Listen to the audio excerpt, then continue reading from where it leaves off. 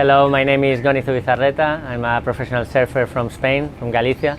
My best tip to become a better surfer is start knowing your equipment. Sometimes when we start, we want to ride really high performance boards and really thin and fast, but it's important that we start from the beginning and we start with the right equipment for our level. Having a bigger board or with more volume is going to help, and then slowly you adapt and start changing some things and getting something thinner and more playful and more sharp. But you have to be slowly. Surfing is the hardest sport I ever tried, and you have to be conscious about it and be patient, and you have to put out many hours in the ocean to get better.